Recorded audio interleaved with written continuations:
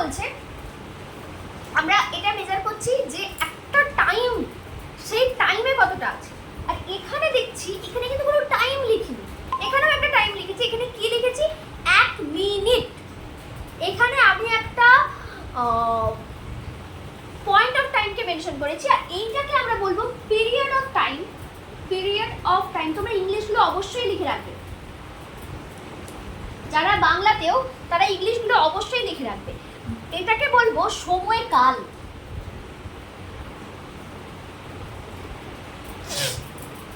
বুঝলে কি বললাম? তো এইরকমই মূলধন হচ্ছে যে আজকে দাঁড়িয়ে, আজকে কত তারিখ? আজকে 9 তারিখ না? 9 তারিখ, মে মাসের 9 তারিখে কতটা টাকা আমার কাছে আছে, বা কতটা টাকাই ধরে নাও, এখন টাকা দিয়ে বুঝলেই সুবিধা হবে, কতটা মোবাইল আছে, কতটা মেশিন আছে, এটা না বুঝে আমরা যদি টাকার কনসেপ্টেই চলে যাই, যে কতটা টাকা আমার কাছে আছে, সেটা আমার কি হবে? স্টক, মূলধন। আর আমি কতটা টাকা খরচা করে এসেছি সেটা হয়ে যাচ্ছে কি কি বলে প্রবাহ বা ফ্লো। এবার বলছে কোনো দেশে 2004 সালে 1 জানুয়ারি মূলধনের পরিমাণ ছিল 5,000 কোটি টাকা। 2005 সালে 1 জানুয়ারি তার পরিমাণ হয়েছে 7,000 কোটি টাকা। তাহলে 2005 সালে 1 জানুয়ারি বিনিয়োগ 7,000 কোটি টাকা মাইনাস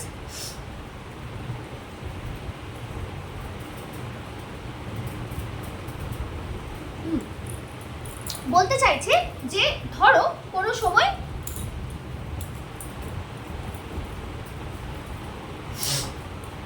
আমি কোন জায়গাটা মুছবো, এটাই মুছে দিই, নিচটাই মুছে দিচ্ছি। হ্যাঁ,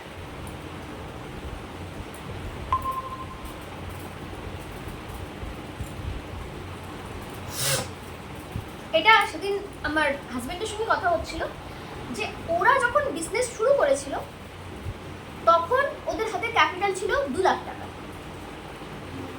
ঠিক আছে, 2 লাখ টাকার একটা ক্যাপিটাল ছিল।